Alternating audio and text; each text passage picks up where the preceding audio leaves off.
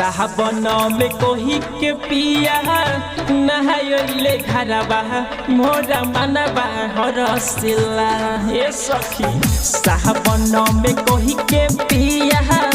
नहायले घरबा मोरा मनबा हरसिला ये सखी मनबा हरसिला तो कैसे जाई अकेले देबा घरबा पिया बहारबा रहेला तो कैसे जाई अकेले देबा घरबा पिया बहारबा रहेला ये सखी कैसे बताई सब के पिया जाता रे संग में देव घर हमार पिया फसल बारे लॉकडाउन में कैसे आइए बाबा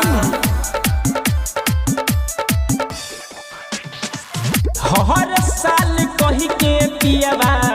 आबेला न घरबा बाबा धाम जाए खातिर तरसेला मानबा ए बाबा बताई न कैसे आइए त घरे के नहीं के हर साल कही के पियाबा आबेला न घरबा बाबा धाम जाए खातिर तरसेला मानबा चढ़ते सवनवा पिया गइले बहारबा मोरा मनबा हरसिला चढ़ते सवनवा पिया गइले बहारबा मोरा मनबा हरसिला ए सखी मनबा हरसिला तो कैसे जाई अकेले देबा घरबा पिया बहारबा रहेला तो कैसे जाई अकेले देबा घरबा पिया बहारबा रहेला कंचन राज नीम चौक चौसीमा वैशाली के करा से कही के हम कहाँ बड़ मंगाई पिया बात गइले बहारा कैसे हम बताई का कहिए सखी घर में पैसा नहीं खे ये करा से कही के हम क्या बड़ मंगाई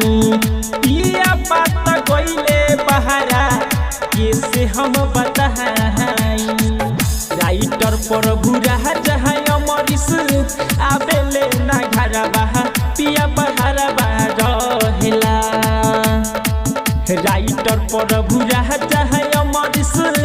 आबेले ना घरबा पिया बहारबा रहेला ए सखी मनबा हरसिला सतेंद्र कहिया बे नजरबा पिया बहारबा रहेला तो कैसे जाई अकेले देबा घरबा पिया बहारबा रहेला साहबन में कही के पिया नहायले घरबा मोरा मनबा हरसिला ये सखी मनबा हरसिला तो कैसे जाई अकेले देबा घरबा पिया बहारबा रहेला तो कैसे जाई अकेले देबा घरबा पिया बहारबा रहेला recording studio GK films production Bairgania.